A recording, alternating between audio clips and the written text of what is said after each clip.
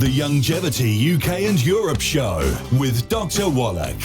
Hi, my name's Jonathan Smith. Welcome to the Youngevity UK and Europe Show with Dr. Wallach. Each week we'll go through the Dead Doctors Don't Lie show and handpick information regarding people's specific health concerns. So listen now as Dr. Wallach gives his expert advice on how to deal with the root cause of illness and disease nutritionally. If you would like further information on the products recommended in the show, they can be found in the description below the video. Enjoy the show. The Youngevity UK and Europe Show. Well, the Earth continues to march towards a catastrophic endpoint here, and I want to propose a cure for the whole thing. I've actually spent a lot of time, this goes back to when I did those 20,000 autopsies looking for causes of death that could be attributed to pollution and things like that. My thesis is in the Smithsonian Institute. The National Treasure represents 20,000 autopsies, 17,000 and some change of over 454 species of zoo animals in big cities and 3,000 humans. What I found was none of the animals in the big zoos in the big cities, nor any of the people living in the big cities got sick or died from pollution. They got sick and they died from nutritional deficiencies. Well, the same thing is happening to the Earth, okay?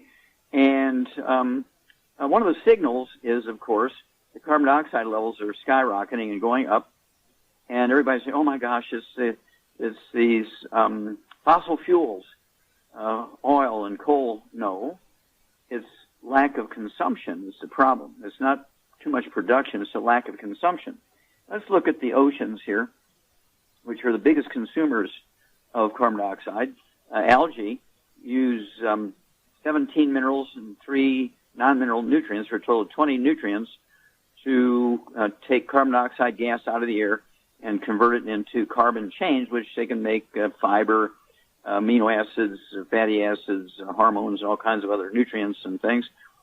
And but it requires these 20 nutrients, 17 of which are minerals. Well, only man could inadvertently cause a problem here. And what happened was this. As we began to dam up the rivers for water conservation, irrigation, electricity, we cut off the food supply to the algae, okay, that actually would be able to take the carbon dioxide out of the air. Let's just look at one sterling example here. Let's look at the Great Barrier Reef, which hugs the northeastern coast of Queensland, the big state, if you will, in northeastern Australia. And about 35, 40 years ago, Australia began to build dams in Queensland. And over a few years, they built 247 dams, 8 of which were major hydroelectric dams, all the rest were for water conservation and irrigation, 247. And it cut off the silt supply to the west coast of the Great Barrier Reef.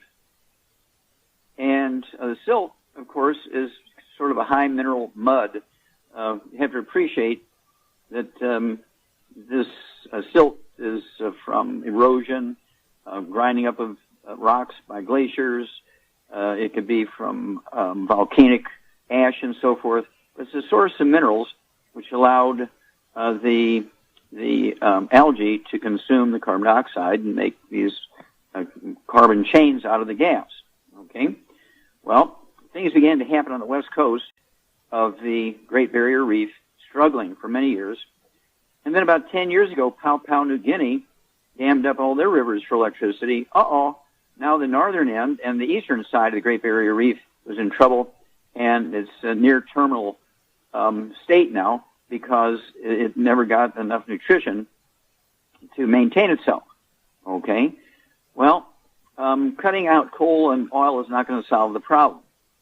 What we have to do, and we've actually got this figured out, and we're going to ask everybody to get into what we call Wallach Tesla survival gardens. You go back to the Second World War, they had victory gardens because all our farm food was being given to the countries we were freeing from Nazi control and so forth. We were giving them food. So everybody had to grow their own gardens. We call them victory gardens. We needed the same thing in the United States and all the other countries around the world, particularly Australia. We have these gardens, and we have, of course, in Youngevity, we have the bloomin' minerals, which is a plant source of minerals. It has 78 minerals in there. And we have ways of getting it to the reefs so they can do their job and take the carbon dioxide out of the air and make carbon chains out of them. And so they can make all the things they need to make. We're going to call it Wallach Tesla Survival Gardens. And so what I want you to do is contact your Youngevity associate, get a hold of the book Epigenetics, The Death of Genetic Disease Transmission, get a hold of the book Immortality and the CD, Immortality Forever Young, get a hold of the book Rare Earths and Cures. This really goes into erosion, pollution, damming up rivers, cutting off food supply to the oceans and reefs and so forth. Rare Earths and Cures. Everybody needs to read that one. All right? And as we grow our own little gardens, if everybody, gets a bag of the granules of blooming minerals or a gallon of the liquid or a 55-gallon drum of the liquid and grow a couple of tomato plants, grow some potatoes, grow some squash, some green beans, and these plants will suck the carbon dioxide gas out of the air so they can make carbon chains to do their thing. Okay?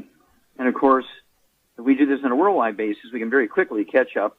And of course, our goal here, we're going to use as an example the Great Barrier Reef. We're going to save it first. We've created augers. We're going to auger through the dams, around the dams, over the dams, the silt from behind the dams, so that the silt gets back down to the algae, so we can save the Great Barrier Reef. We will then save the Earth with the Wallach Tesla Survival Gardens. The Youngevity UK and Europe Show with Dr. Wallach. Thanks for listening to this week's show.